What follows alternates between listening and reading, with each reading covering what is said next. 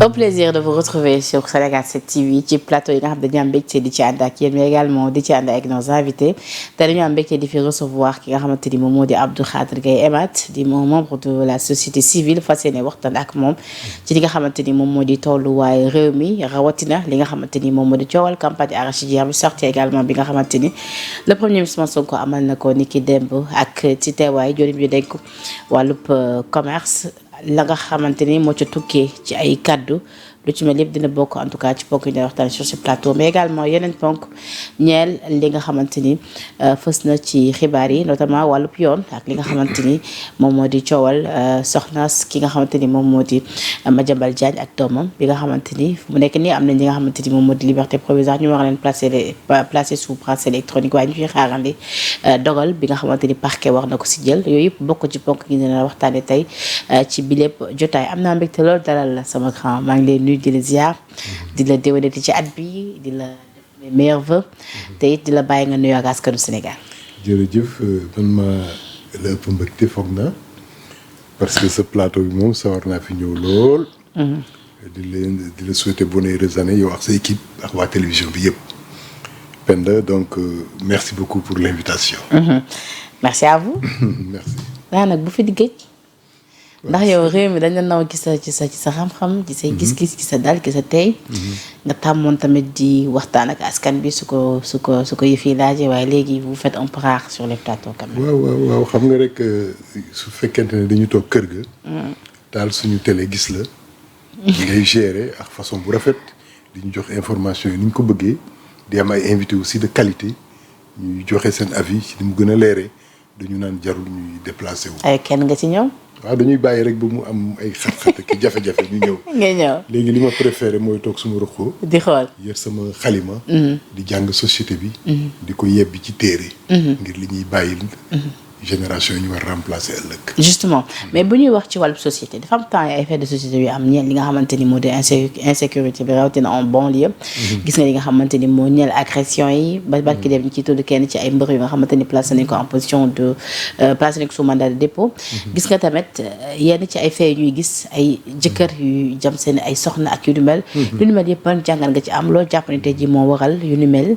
ñu koy gën a gis maintenant de nos jours fii ci réew Sénégal. d'accord xam nga loolu benn dafa am solo lool ndax société dañ ko war di ko xool di ko jàngat di xool évolution ak mutation yi nga xamante ne moo koy accompagner. pour ñu mën a anticiper sur l'avenir. Ouais. tey jii soo xoolee Sénégal at bi rek gisumay statistiques yi mais suñu xooloon agression physique. yi nga xamante ne am na. jamante paaka dóorante bali fetal ba ci ay jeunes yi nekk ci TikTok bi di waxante. di saagante. ñu ne déet waay kenn ki wàcc jël oto fekki ka ca des këram. ñu jamante paaka bu ñu ne am na ku ci dee. te loolu bitim réew la xewee. bitim réew la xewee. Ouais. entre ay sénégalais. Ouais. lépp ci waxtaan. politique boole leen am. dialogue politique. ba nga xamante ne échange d'idées lay war a nekk pour ku nekk yokku mais phénomène boobu man daf ma tiital parce que je dis que c'est les symptômes d'un mal plus profond qui nous guette te xamaguñu mal bi lan la. gis nañu ay sociétés yu xotteeku xar divisé wu en plusieurs camps ñu jël ay paaka jàkkaarloo. tey Sénégal suñu xoolee évolution bi man toujours su ma koy jàngat damay jël 88 parce que si le président Abdou Diouf sonné woon l'alerte. avec son discours de Thiès bi mu waxoon ne la jeunesse sénégalaise est malsaine.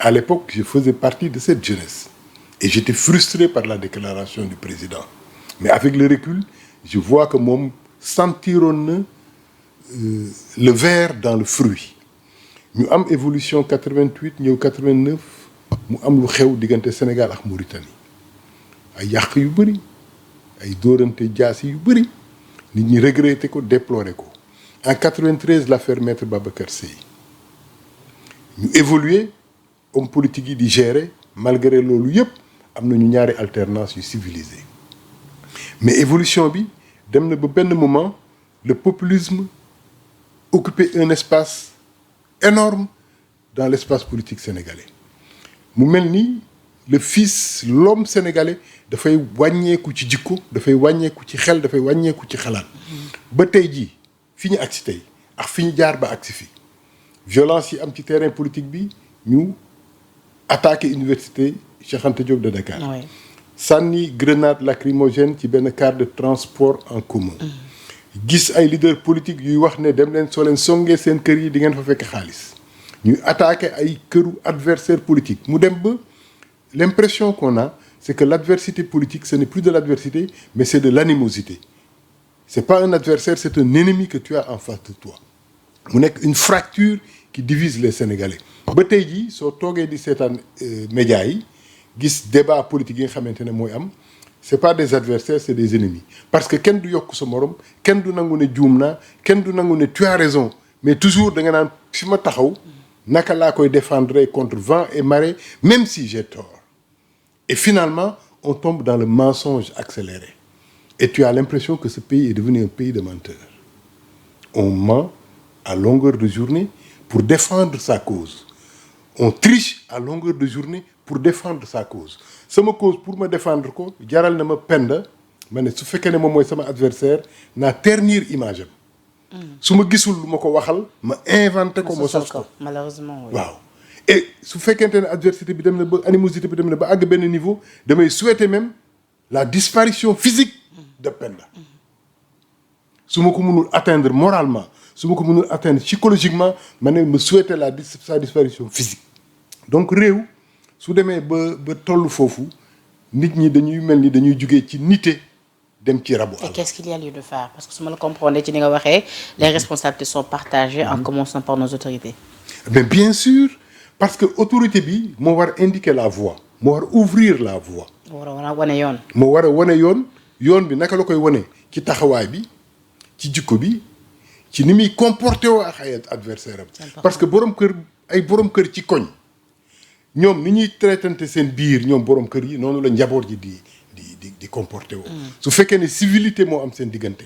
ak waxante lu baax ak waxante lu rafet ak nettali si sa morom ginnaawam taaram muural ko ay ayibam njaboot gi noonu la ñuy def mais su fekkee ne heure boo toogee sa njaboot yaa ngi dénigrer nit ñi yaa ngi xas nit ñi yaa ngi wax seen mbon yaa ngi wax kii bi nga am ak ñoom sa njaboot noonu la ñuy def. et c'est ça qui se passe dans ce pays.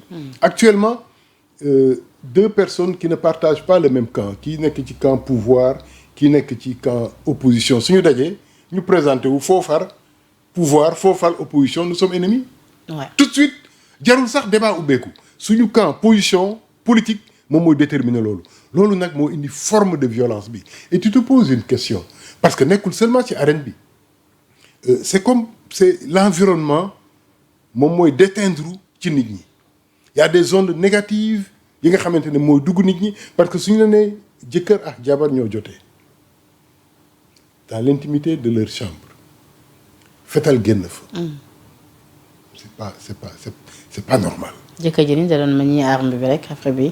waaw c'est pas normal ak quelles que soient les raisons que foofu fetal xaju fa ñu ne la ñaari frère ñoo doon jotee jamante nañu papa ak doom ñoo doon jotee jamante nañu donc je dis que cette violence là il faut que ñu taxaw ci arrêter ko maintenant ni ñu koy mën a defee mooy kilifa yi xool seen bopp. C'est important. dindi violence ci seen vocabulaire. parce que nit ku nekk yaay choisir les mots que tu utilises. en taxawaay également bi ci jëriñ bi nekk wàllum intérieur war a am la moo ci say attente. nga ne. ma ni taxawaay également bi ci jëriñ bi nekk wàllum intérieur am lan moo ci war a nekk say attente. mais bien sûr parce que moom moo yore loolu. moom moo war a aar nit ñi. moom moo war a protéger nit ñi bu làmb amee. tout le temps da ngay dégg. nit ñi di ko kaas pas plus tard que fan yii ñu weesu suñu benn concert tamit. am na làmb ju amoon ci arène bi mu taxaw di jël tranquillement taxem ñu agressé ko nangu téléphone am.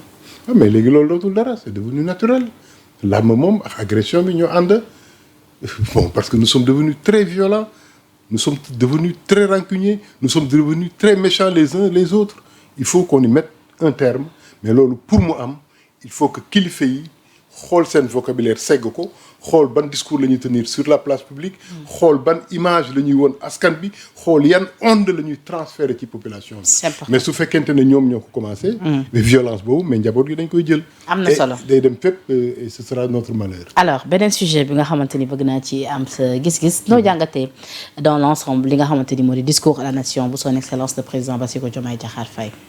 waaw xam nga discours boobu Penda suñ koy jàngat mën nañ ko xool à deux niveaux d'abord la forme soo xoolee forme bi am na évolution bu ñu ci mën a constater du point de vue de la tenue de la posture du président. Il était très beau, très élégant. Ouais. Taxaw bu rafet. Le discours est bien écrit du point de vue de la forme. Il a bien lu, il a bien rendu par rapport à yeneen discours yi.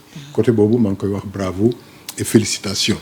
Mais toujours du point de vue de la forme dafa am benn tradition bu amoon mooy discours à la nation su amee ki koy def dafay fàttaliku ña nekk kaso. dafay fàttaliku ñu tëdd hôpital. dafay fàttaliku les autres étrangers qui vivent parmi nous ñett yooyu mosuma gis ñu fàttaliku ci discours. C'est la première fois ma gis le président def discours waxul gan yi nekk ci réew mi rassurer leen wan leen ci réew mi ngeen bokk surtout moment bi nga xamante ne dañuy gis une forme de xénophobie entre guillemets buy juddu ci réew mi fàttaliku ñu nekk ci kaso bi parce que tey kaso dafa nekk comme un passage obligé pour les citoyens de ce pays fàttaliku ñu nekk hôpital ñëw nag ci askan bi foofu damay bàyyi forme bi mu ñëw ci fond bi allez-y. soo ñëwee ci fond bi soo déggoo discours bi vraiment j'avais l'impression que le président ne s'adressait pas au Sénégal. Ah ouais. Parce que tey soo xoolee Sénégal Penda dafa metti les gens sont fatigués et c'est pourquoi ce discours était attendu. Non seulement ils sont fatigués du point de vue économique, mais moralement ils sont fatigués. Psychologiquement ils sont fatigués. Politiquement ils sont fatigués. Du point de vue économique. On les a lassés de discours, de promesses, de solutions qu'on ne voit pas venir. Sur le plan économique sax tey ce matin maa ngi déglu un économiste bi wax ne mën nañ dem ba ci rareté des billets. Mais bien sûr mais su fekkee ne réew foofu la toll marchand ambulant yi nekk ci tali bi di jaay parce que solution boobu moo fi nekk il faut qu'on désencombre mais ban réew la ñu nekk loolu la ndaw ñi am comme solution ñu war a désencombrer mais indil leen solution mais ñu def désencombrement bu àndul ak solution ñu nekk ci réew ba nga xamante ne borom kër yi dañu sëngéem jigéen ñi suñu xëyee di dem marché dañuy sonn bés bu ne ñu ne la xale yaa ngi dee ci géej gi bi mu ci mujjee dégg dañu ne gaal gu def 200 personnes sauvé nañ ci 35 personnes loolu waroon na tax réew mi ñëpp taxaw xool ana lan moo ñu dal instant ba nga xam ne université mu ngi am problème instant ba nga xamante ne nit ñaa ngi jamante ay paaka ci tali bi moom la ñu wax léegi ci premier point bi ma interpellé moment boobu instant ba nga xamante ne premier ministre ak président mu ngi am fissure seen diggante ba ñoom ñaar ñu nekk comme sur un ring de boxe doorante wuñu ay kurpeñ mais ñu ngi waxante. le premier ministre bi mu teewee ci passé tamit mu ne moom bu gisul lu jaadu da koy wax et que mbubbu premier ministre tëggu ko. waaw donc suñu tolloo foofu ci réew. jàpp ni tamit avant lépp dafa am lu ko jiitu mooy ñu situer les responsabilités. mais suñu tolloo foofu ci réew ñu ne le président. alors va que le président s'adresser tout le temps nous parle de pardon et de paix de réconciliation. le président va s'adresser à la nation. dafa waroon def un saut en profondeur. Il devait tenir un discours qui touche le cœur et l'esprit des Sénégalais. Un discours qui impacte. ba ñu xam ne kii réew mi ñu ko yen antan na ko parce que comprendre na ko parce que sensibilité am ak dégg-déggam àgg na foofu. mais ci bilan moom moo ñu waroon yeewi. mais ci bilan bu mu dressé. ci discours am est-ce que tamit lu nu mel waruñ ci am yëg-yëg ni liñ ko jox attan na ko te it mu ngi ciy dox ay jéego. non xam nga fi mu waxee laay wax. pour le bien des fi mu waxee il a tout simplement touché la superficie mooy jafe-jafe économique bi mettit yi et cetera mais dafa am beneen jafe-jafe bu nekk ci nit ñi bu yemul ci économie bi bien que économie bi lu mu indi di solution mais jafe-jafe bi c'est même à la limite existentielle. Chaque Sénégalais, tu te poses des questions. Où va la nation? Est-ce que cette nation qu'on a passé des décennies à fabriquer n'est pas en train de se décomposer? La nation sénégalaise en soi, Sénégalais seen bopp, est-ce que nous sommes un peuple, comme dit notre devise? Xam nga dañu liggéey pendant des années pour faire de ce pays-là un peuple, malgré la diversité ethnique. ñu ñaw ko, ñu ràbb ko, ñu defar ko. ba man en tant que Sénégalais je me sens à l'aise partout au Sénégal loolu ñu ngi koy firi. On a construit une démocratie qui permet le dialogue, la discussion et la compréhension, qui permet l'entente et la solidarité entente boobu ak solidarité boobu ak dialogue ak discussion commencé fecceeku ci réew mi c'est-à-dire on a les fondamentaux qui disparaissent su réew tolloo foofu bu fa am inquiétude existentielle ni ma la ko waxee buy dal nit ñi inquiétude existentielle boobu su fa nit ki tolloo di xaar nga indil ko discours bu koy yeewi bu koy firi bu koy tënki buy renforcer espoir am boobu nga xamante ne mu ngi ko doon perdre ba discours bi suñ ci génnee le lendemain les gens de son camp seront plus sénégalais plus ouverts plus civilisés les gens de l'opposition se diront on a quelqu'un en face de nous qui comprend, qui connaît et qui accepte les règles de la démocratie. J'ai suivi le discours avec l'ancien ministre Yoro Dia. Mais moom nee na aussi tamit remarque bu mu def mooy le président n'a pas salué l'opposition alors que l'opposition fait partie des Sénégalais et que comme à l'accoutumée président buy nuyu dafa war tamit nuyu opposition. Mais attends ku fàtte prisonniers yi fàtte malades yi fàtte les autres étrangers qui vivent au Sénégal attends mun nga fàtte opposition c'est tout à fait normal. parce que dafa am fu mu tënk gis-gisam dafa am fu mu tënk boppam alors que réew mi fi mu toll dafa soxla ku ko fees dell à tous les niveaux. ci wàllu tamit li nga xamante ni moo ñeel campagne arachidière bi. le président da waxoon na ci ay points jàppal sax ni campagne bi mooy campagne bu baax la. ba noppi tamit fàttali dekkilaat li nga xamante ni moom moo di Sonacos ba tey nga gën a mën a jëmmalaat li nga xamante ni moom moo di ci bëgg-bëggu bi ñu am jëm ci baykat yi ak li nga xamante ni moom moo di gerte bi su ko defee ñu fi gën di gis seen bopp saa su ne bi mu amee nag. bi ma toogee ba tey ak l'ancien ministre Yoro Dia moom dani est-ce que le président chiffre yi ñu ko joxee baax na ci lu ñeel li nga xamante ni moom moo di la campagne arachidière lu ni mel nag bu ñu ko contextualiser gis nga sortie bi nga xamante ni le PM def na ci ak ki nga xamante ni moom moo di Mabouba Diagne le PM sax dem ba ni ko note bi ma la bëggoon attribuer dama koy téewaat parce que balaa may gën a bëgg yëf yi daal gën a mun a baax su ko defee rek mbaykat yi gën cee gën a mun a gis seen bopp le PM nag par la même occasion teg li nga xamante ni moo di ay promesse ngir fi ñu jëm mbay mi gën a mën a baax ci li nga xamante ni moom moo di baykat yi. waaw xam nga. rawatina milliards yi ñu fas yéene injecté ci Sonacos. Penda. li gën a doy waar ci mbir mi mooy le président qui fait une adresse à la nation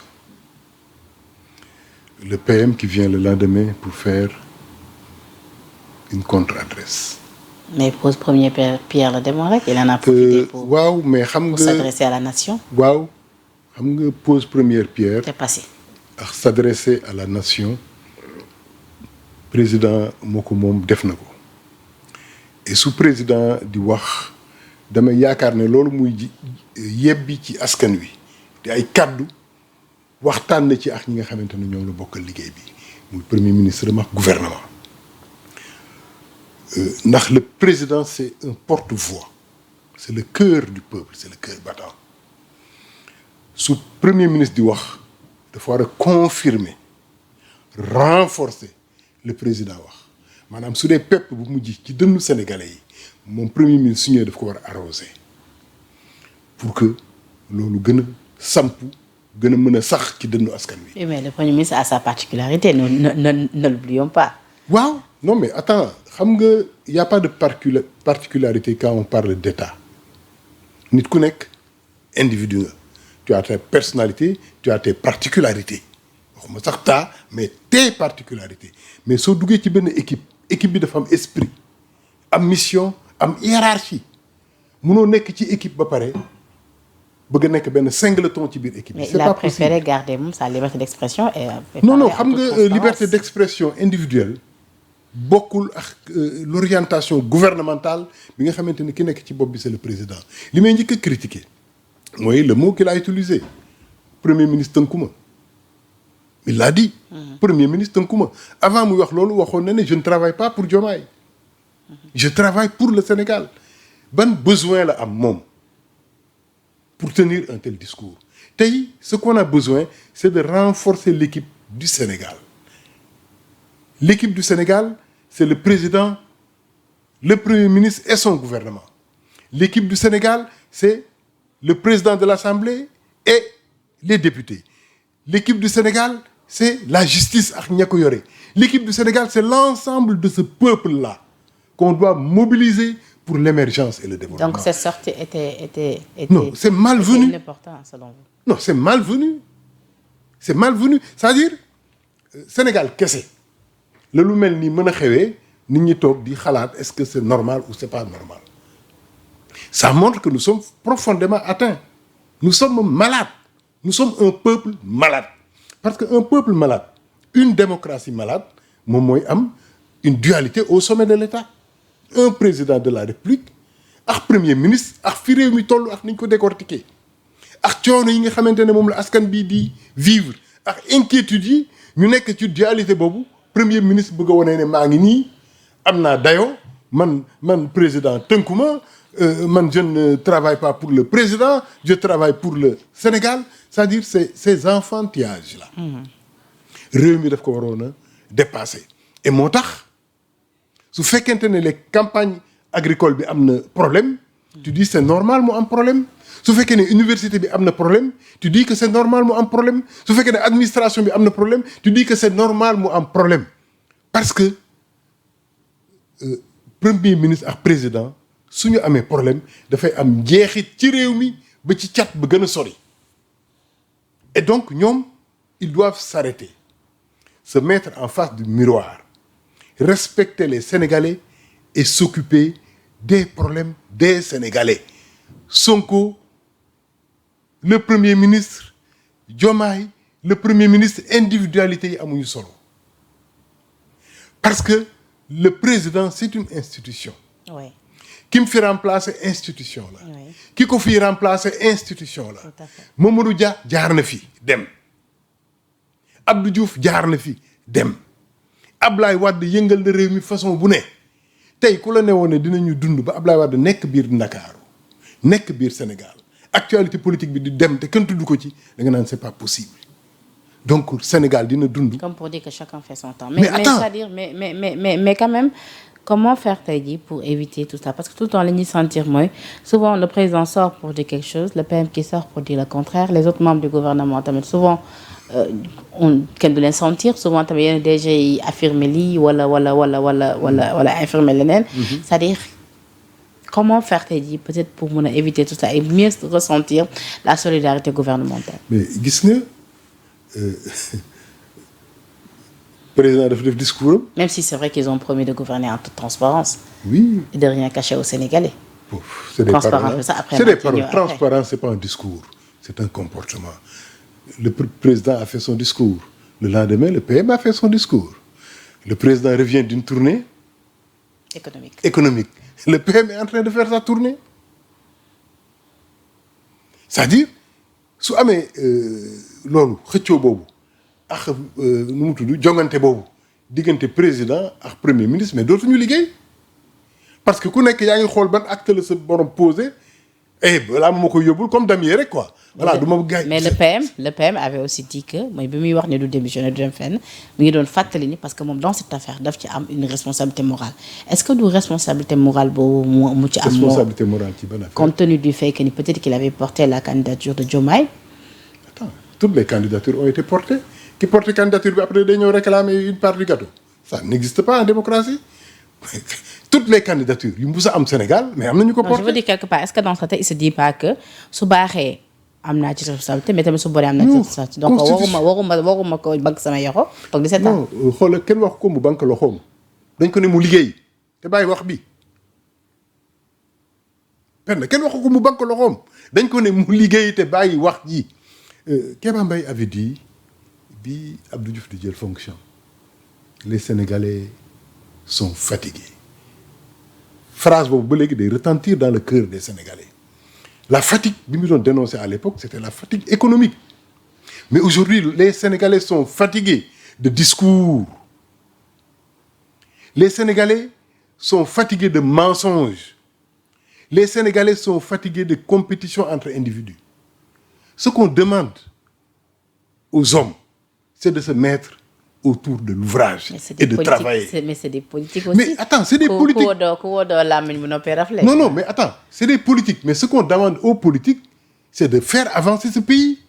Mais c'est ce qu'ils sont en train de non, faire. Attends, c'est toi avec tu le dis. Avec la relance économique dont non, parle attends, le président de la République Penda. lors de son dernier discours.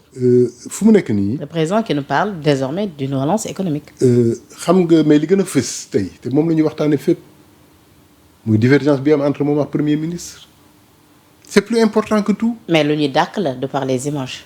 li ñuy. ma ni ñoom lu ñuy dàq la de par les images. waaw mais xam nga les images ak les paroles moom nga ma wax sànq wax nga parole wax nga image la preuve du philosophe c'est sa vie la preuve de l'homme politique c'est les actions qu'il pose et les discours et les paroles et les mots doivent être au service des actions pas le contraire mais c'est le contraire que nous constatons au Sénégal on nous a parlé de solutions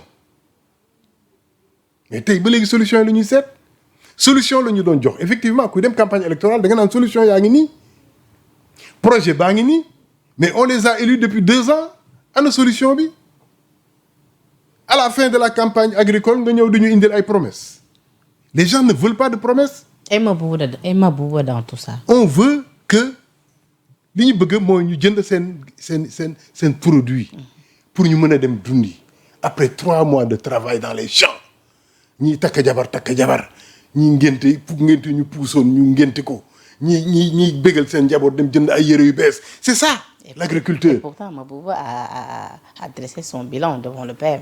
xam nga Penda Moustapha Niasse waxoon na ko on ne mange pas le goudron on ne mange pas les bâtiments on ne mange pas les statistiques la réalité du terrain sénégalais yi ñu ngi koy dund dans leur chair ce qui se passe dans le monde agricole nit ñëpp ñu ngi ciy teg bët bés bu ne gars yaa ngi yore seen produit bugg ko jaay amuñu ku ko jënd alors qu'on nous avait proposé des solutions les solutions c'est pas des discours def naa lii def naa lële les solutions mooy nit ñi suñu amee satisfaction dinañ koy wone su doon béykat yi seen produit jaay nañ ko tey jii ñoom ñooy wax man de jaay naa ba pare da ngay dem tendre leen seen micro ñu ne jaay naa ba pare maa ngi ñibbi pour faji samay soxla mais tey ñu ngi toog di xaar donc les statistiques et les paroles et les discours bon moi j'en ai que faire. ma liiral la li nga xamante ni Direct News tey moom lañ ci titré mooy le PM bi mu demee ci doxub nemmeeku foofee ca bassin arachidier bi.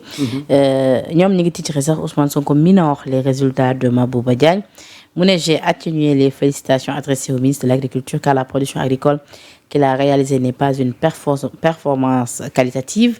On a augmenté les superficies à cultiver mais le rendement à l'hectare n'a pas évolué. Je serai content lorsque le ministre aura réussi à produire 2 tonnes à l'hectare sur tout le territoire national. Si cet objectif se réalise et qu'on maintient les mêmes superficies, on atteindra entre 1 700 000 et 2 millions de tonnes. Mais on n'a pas la capacité d'absorber 1,7 million à 2 millions de tonnes.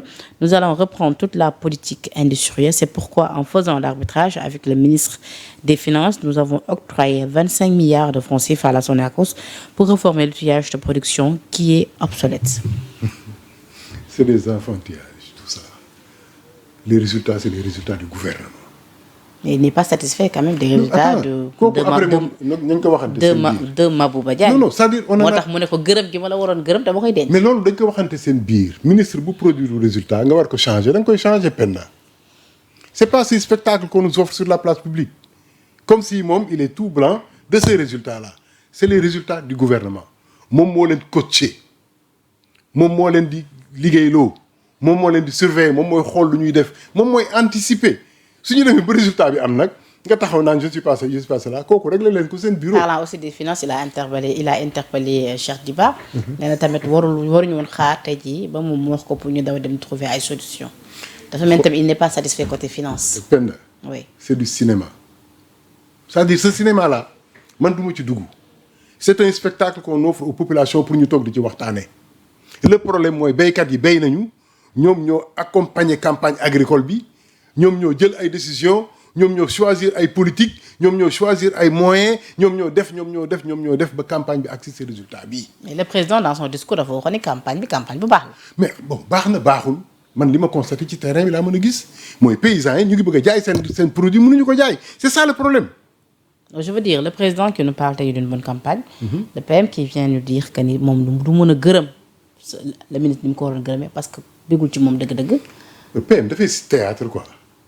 benn président mënul wax jaar ne PM wax jaar fële ce résultat bi seen résultat la ñoom ñëpp aussi bien xaw ma lan la résultat bi nag j'attends qu'ils sortent les chiffres wax ñu lii def na demee na nii on attend résultat yi am na fu ñu ko war génnee tey jii on ne parle pas de ça on parle de béykat yi béy ba pare war a rentrer dans leur fonds alors que yaa leen accompagner pour ñu béy yaa leen digoon ne di nga jënd mbéy produit bi tey tu nous parles de 50 milliards yoo war wuti pour jënd produit bi tu nous parles d'insatisfaction par rapport au ministre de l'agriculture alors que le président dit qu'il est satisfait je dis que loolu lu nekk ak waxtoom pour l'instant je dis que tout ça c'est de la distraction. D'accord.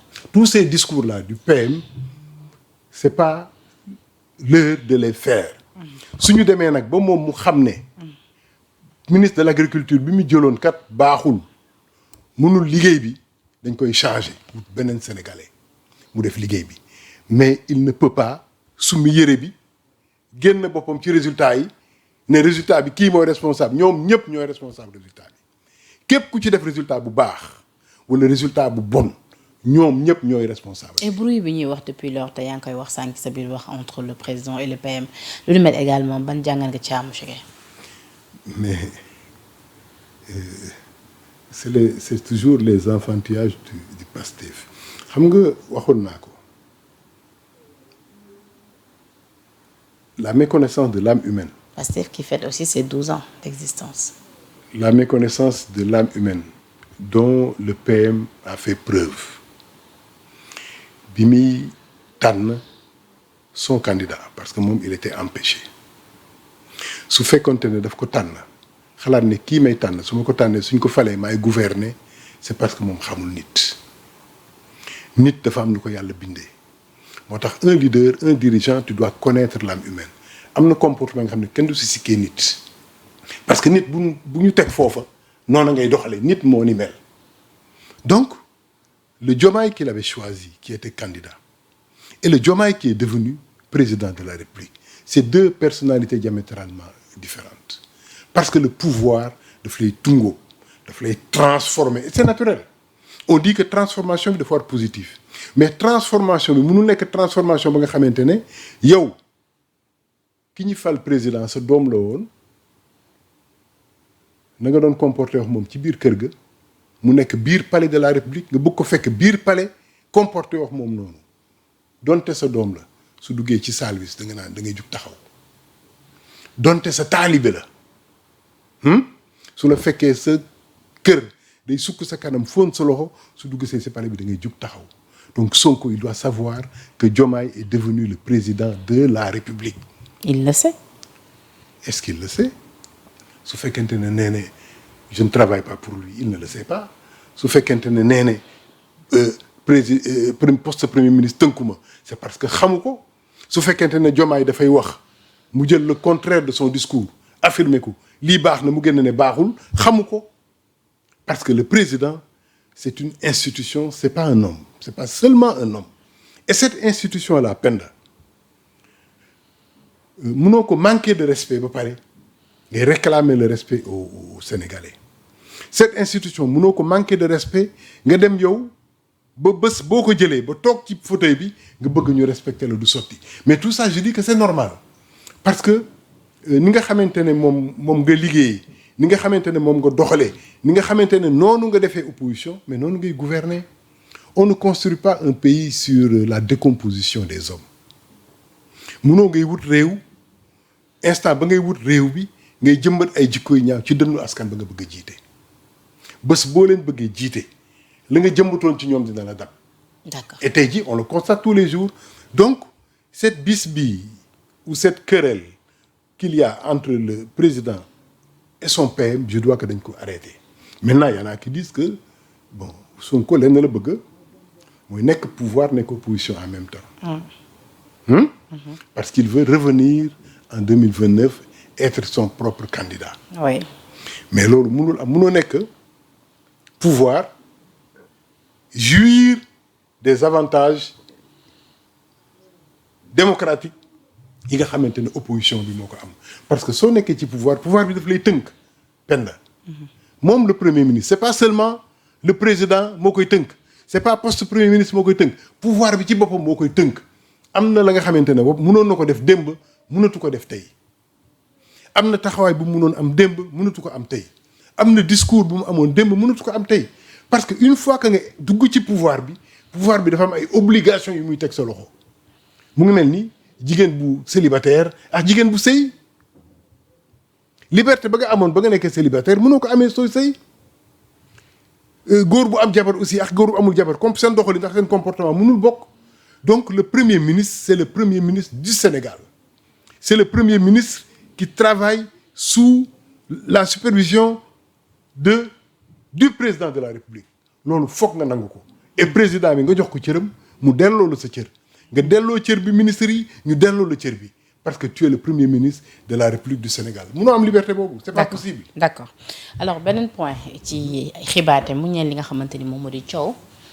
bu ñu jógee ci coow li ñuy wax entre le PM ak le président dañuy ñëwaat ci coow li nga xamante ni am na ci diggante ki nga xamante ni moo di njiital Assemblée nationale El Malick Ndiaye doxalinam foofu critiqué par ñenn ñu mu bokkal camp à savoir Pastef mais également coowal oto yi nag a rappelé que ni lu ñu yàgg rumbalaat la ñu bëri tamit doon posé wu ay question ci lu ñeel li nga xamante ni moom transparence bi ñu ci fas yéene woon gis sentir ko ci dëgg-dëgg ànd ak li nga xamante ni loolu moo di seen politique maa ngi lay wax sànq ni le PM tout le temps il parle de transparence donc transparence boobu na am nañu ne gisuñu ko ci li nga xamante ni moom moo di jëndub oto yi yu ñu war a jox député à l'Assemblée nationale xamuñu oto yi ñu ne ñaata lañ ko jëndee xamuñu kan la ñu jox boobu les marché xamuñu oto yi nu mu def ba yegg si le chroniqueur Bachir Fofana amoon na révélation ñu ko defoon ba ñu tëjoon ko ci li nga xamante ni moo di kaso pour diffusion de fausses nouvelles moo ne bi mu génnee ba tey nee na il maintient li nga xamante ni loolee la waxoon defaat nekk sax yeneen révélation ñu ko démb ci oto yi fu mu jaar ba yegg si sur ITV mais quoi qu'il en soit même ay nit yu bokk biir Pastef def nañ ci ay poste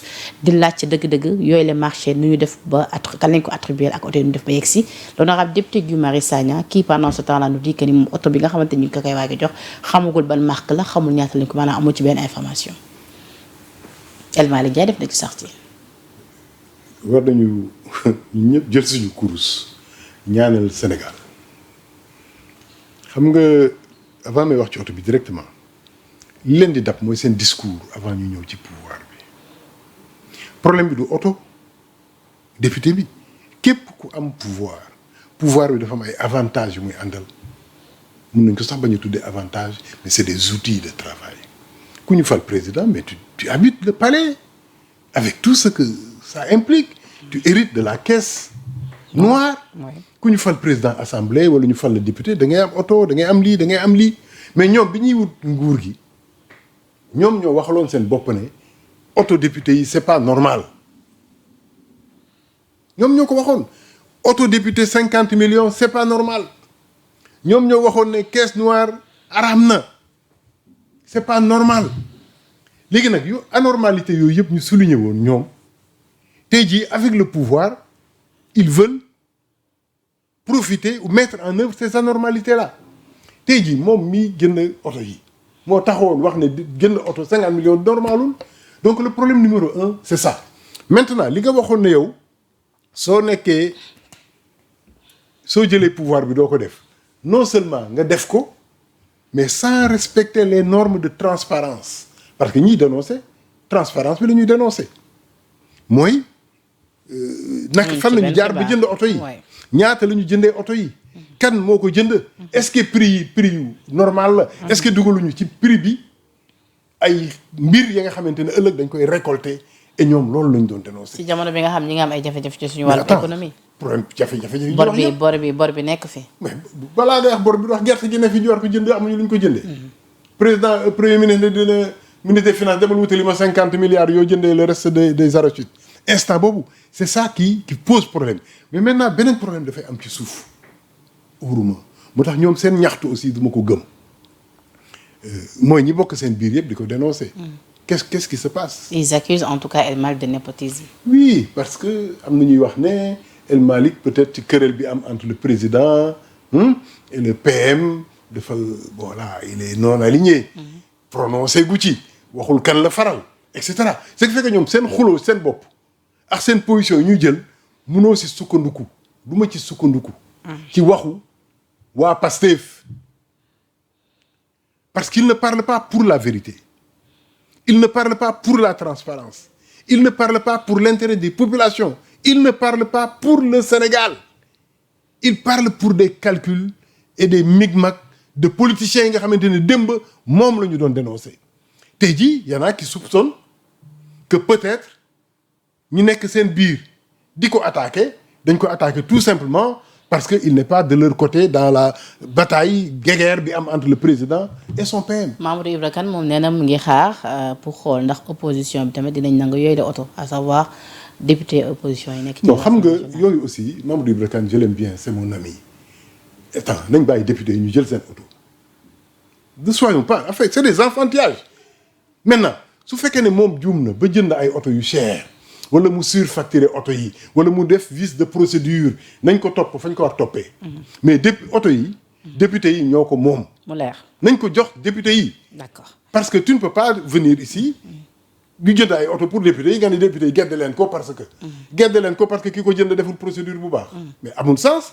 gedde leen ko parce que voilà ñi ñu ngi seen affaire yi. na député yi jël seen oto. ñoo ko moom maintenant na président bi joxe ay procédure am su dee procédure yi baax na appel d'offre bi jaar na fu mu war jaar njëg yi baax na dugaluñ ci yokk gonflé wuñu prix yi pour récupérer ko de l'autre côté et cetera tout ça est bon mais c'est bon mais su dee si suuf nag dafa am ay guéguerre politicien parce que ñu ngi saaga El Hadj Malick parce que ragal nañu ne demain il sera un adversaire de Sonko wala entre Sonko et Diomaye moom dafay toog parce que en fait l'histoire des voleurs et de l'âne c'est une réalité quand tu occupes une position de pouvoir mais l'appétit arrive c'est normal c'est humain ñu fal le président assemblée nga xalaat ne posture bii kat mën naa ci préparer wu pour que après ma nekk président de la République c'est tout à fait normal Macky Sall a travaillé avec Ablaye Wade il a eu des ambitions mais aujourd'hui il est président après Ablaye Wade démb nekk na ko mais kan na ko ciy mere kenn du ko ci mere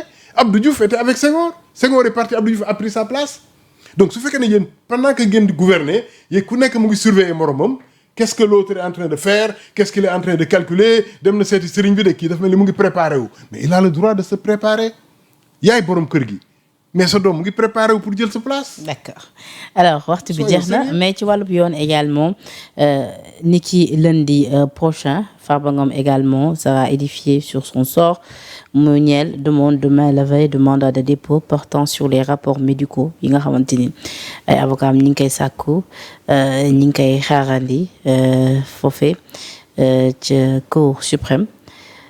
Également ci lu ñeel li nga xamante ni tamit mooy ba tey wàllub yoon soxnaas ki nga xamante ni moom moo di Madiambal Diagne ak ki nga xamante ni moom moo di doomam bi nee nañu nag ñoom am nañ beneen ci ay victoire judiciaire ñu ngi nii journal bi titré ko encore une victoire judiciaire de la famille de Madiambal. La chambre d'accusation financière infirme l'ordonnance du juge. Elle ordonne l'assignation à résidence et le bracelet électronique pour Mabintou et Mohamed, des conditions strictes imposées par le juge. ñi nga xaar nag par contre li nga xamante ni moom mooy ndogal bi tukkee ji ci le parquet s'il va s'y opposer ou pas. xam nga toutes ces arrestations là dañ ko wax teg ci suuf yu arrêté ko ñu continuer suñu liggéey enrichissement illicite Abdou Diouf moo ko fi commencé woon après il a vu que su bëggee toppatoo yi le pays sera pris en otage il n'aura pas le temps de travailler et puis su ko toppee dina ko dugal ci buntu ba nga xamante ne c'est pas bon pour le pays ñu teg ko de côté Abdoulaye bi mu ñëwee ubbiwu ko am na ñu bëri ñu doon ñëw ci taabalam di ko indil ay dossiers mu ne la mais su ma bëggee topp dossiers yi du ma liggéey j'ai hâte de travailler mënuma def plus de 2 mandats il a continué ñii dañu dugg ci piège ba nga xamante ne ay supposition la woon parce que entre yaa sàcc ak preuve bi yaa ngi sàcc mu ngi nii dafa yaatu lool même en religion on dit que soo jiiñee jigéen bi njaaloo dafa am ay conditions yoo war a indi conditions yi soo ko remplirul même su dee dëgg la yow mi ko jiiñ njaaloo dañ la war dóor soo indee preuve yi moom la ñuy dóor mais soo indiwul preuve yi doonte dëgg la yow la ñuy duma mais donc tu ne peux pas hériter le pouvoir dans un pays comme le Sénégal nga ubbi ay dossiers nga xamante ne yow téewoo ci dara lu dëgër et maintenant qui on emprisonne ay borom alal parce qu'on avait dit que si les gens souffrent c'est parce que ñii dañu am alal si les gens souffrent c'est parce que Farba lii si les gens souffrent c'est parce que diw lele Madiambal Diagne etc. Donc attends arrêtons ces enfantillages et allons-y au travail ce que je conseille à ce régime-là mooy fi réew mi toll su dee dossiers yi dëgërul nañ bàyyi justice def yëppam su amul preuve amul dara mu libéré nit ñi ñu dem seen kër ñëpp nag jublu ci liggéey dëkk bi ñi am alal su fekkee ne yow da nga xalaat ne dañ ko sàcc te amoo preuve ne dañ ko sàcc lan nga war a def surtout un homme d'État mais tu les incites à investir dugal leen alal bi ci réew mi investir leen ku yor milliard nga tëj ko rëbës nga oo ko jàppale ko mu créer entreprise recruter 100 jeunes di leen fay moo ëpp njëriñ Farba Ngom dafa am xaalis am na nit ñu dépendre ci moom xaalis bii bon débordé wul man Abdou Khadre xaw ma ci dara ku ci am preuve ne daf ko sàcc indil preuve bi nga porté ko plainte même un simple citoyen mais porter plainte ci njort kii de sa xaalisam bi daf ko sàcc waaye dëkk bi naka la fi nit di amee xaalis mais c'est pas vrai man xaw ma nu ñuy amee xaalis xaw ma nu ñuy amee milliard moo tax ba léegi damay posé wu question yi gars yi naka la ñuy def ba am milliard te man mënu ma ko am mais c'est pas ma nature xaw ma ko mais ki nga xamante ne yàlla may na ko talent pend mu utiliser talent am ba am milliard mais attends naa ci am xel bu rafet ba jusqu'à preuve du contraire mais ce qui est dangereux dans ce pays mooy li nga xamante ne moo fi am toutes ces arrestations on va continuer à arrêter s'il ne change pas parce que ku wax lu mu xalaatul nga ne daf ma contre daf may xeex ku am milliard nga ne dafa def nii dafa def ndele nañ ko bàyyi jox ko je pense que ceux qui ont hérité de ce pays ont autre chose à faire que de poursuivre des ombres et de poursuivre du vent si foog naa wala yaakaar naa wala xalaat naa ne wala ñu fal le premier ministre que foog ne tu es le juge c'est-à-dire tu as l'impression que le premier ministre du Sénégal voilà moom foog na ne mooy lépp quoi. mais moo tax nag ñu leen ci la woo tamit yéen société civile bi lan moo war a nekk dëgg-dëgg seen taxawaay ci jamono jëli ci réew mi. mais parce que réew mi souvent dañ leen di joxoñ baaraamu tuuma ni sentiruñ trop seen présence. parce que réew mi ñëpp a dem toog réew mi am na ay jamono dañ doon am ay kilifa président yi fi jaare amoon nañu chance boobu Abdou Diouf il avait Baye Abdou Aziz Dabakh il avait l'imam Maodo Sylla il avait Monseigneur Thiandoum ñoom ñëpp ñu am liberté de ton et de parole ñu nangul leen ko su Ablaye Wade aussi ba tey mu ngi doon dox mais tey ban sëriñ nga dégg ti mu wax kañ nga gëj a dégg sëriñ bu jug wax ci réew mi sëriñ Baye Abdou dañ doon war voter loi assemblée mu oote Xavier ba ñëpp ñëw mu ne yéen député yi xool leen seen digganteex yàlla loi bii Abdou Diouf indil leen su leen óoree ne seen aqulaay taala baaxul ci réew mi bu leen ko voté te kenn du ko jàpp kenn du ko xas kenn du ko saaga. waaw mais yéen seen présence. mais attends parce que je dis Penda nit ku nekk ci réew da nga fa am intérêt te am na intérêt ba nga xamante ne bëggoo kenn laal ko su fekkee ne tu as en face de toi des gens qui ne sont pas démocrates soo waxee lu leen neexul ñu ne kii mooy kan ñu ne kii mooy Penda mooy lan ñu ne la benn boutique la yoree fële nga yónnee gars yi ci boutique ba. ñu xool naka lañ koy daanelee soo amul dara ci boutique ba nga yónni xale yi daane dugg leen ci biir internet xoolal leen ma pend bi lan ngeen mën wax ci moom lu ñaaw ñu ne dañ lay 72 heures dañ lay saaga dañ lay lii tout ça c'est des stratégies des techniques que des gens ont utilisées à travers le monde des dictateurs des populistes pour museler pour prendre en otage un peuple dañ ko war xeex mais suñu nit ñi demee Sénégal ba ñameetuñu wax parce que teg nañu fitna seen kaw ba ñameetuñu wax Abdou Khadre lu mu ci mën lu dul ñi nga xamante ne ñoo xamul démocratie mënuñu respecter la contradiction nga xool naka ngay def ba jëlee leen fii parce que c'est ça da ngay dundal réew mi suude peuple bi dundal démocratie bàyyi loi ak droit mu dox nit ñi ànd ak yow tàccu la soo laajaatee ñu joxaat la. d'accord wala su dee loolu amul. nit ñi dañuy xool naka la ñuy def pour jëlee la fi. et maintenant su fekkente ne amuñu ñoom bunt buñ la xeexee su fekkee ne amuñu bunt buñ la xeexee naka la ñuy def dans tous les cas dinañu xeex. d'accord soit dañuy xeex à visage découvert wala ñu xeex à visage non découvert gis nga nit ku nekk ci pouvoir toog ci wetu premier ministre nekk aide de camp te àndulaax moom ci xol du wax. parce que aide de camp la su waxee ñu dàq ko place am su waxee ñu xeex ko mais il est là près de lui dans son cabinet dans son bureau mais il est contre lui. d'accord alors monsieur Guèye a rappelé que ni yow yaay njiital ONG Entente des mouvements et associations pour le développement di EMAD. bokk itam ci société civile bi te yaa nekkoon suñu gan ci bërëb jotaay ça a été un plaisir di la bàyyi nga tàggatoo le mot de la fin. di la remercier comme j'avais dit au début toi et ton équipe di ñaanal réew mi di ñaanal kilifay réew mi kilifa politique ak kilifa diine ak kilifa aada di ñaan yàlla leeral xel ak xolu ñi nga xamante ne ñoom ñoo ñu jiite. su ko leeralee dinañu nangu contradiction dinañu xam ne yàlla sax mi sàkk àddina bi sàkk nit ñi mënoon na gérer lépp boppam mais dafa wut ay malayka lan la yàlla di jone ay armée malayka wut ay yonent wut ay xutbu wut ay waliyu ku nekk mu am ñu mu la jox ndegam yàlla moo ubbeekoo noonu moom nit ñi bàyyi Abdou Khadre donte Abdou Khadre toppul ay loi am mu bàyyi ko mu dund may ko alal jox ko xéewal Abdou Khadre di dund di mooy yàlla di def safaan toppul yoon toppul dara yàlla bàyyi ko mu dund li mu war a dund su dee bés penc mu àtte ko loolu yëpp c'est des exemples pour que ñi nga xamante ne yàlla jël na ci pouvoir am dénk leen ko ñu xam ne pouvoir dafa am nuñ koy doxalee tu n'es pas le juge bàyyil juge bi mu juger tu n'es pas le policier bàyyil policier mu gérer ordre public bi tu n'es pas le président bàyyil président mu jouer rôle am yow ministre de l'agriculture nga jouer sa rôle yow premier ministre nga jouer sa rôle Penda journaliste nga jouer sa rôle yi journaliste Abdou Khadre société civile la na def kéemtulaay kàttanam ci rôle am écrivain la na def kéemtulaay kàttanam ci rôle am lépp lu mu mën a wax ci dëgg mu wax ko mais bépp dëgg bu ñaaw nga xam ne li muy yàq moo ëpp li muy defar teg ko ci suuf su ko defee man sa taar laay wone yow nga wone sama taar mu wone leeru Ousmane Sonko mu wone leeru Diomaye Ousmane Sonko tagg ministre de l'agriculture jox ko cëram ñu respectante et ñu nekk nag un peuple un but une foi en ce moment Sénégal day gën a leer. Sénégal projet yi day gën a taaru. say projet boobu man fàtte woon naa ne sax ne écrivain nga yaa ma ko fàttali léegi.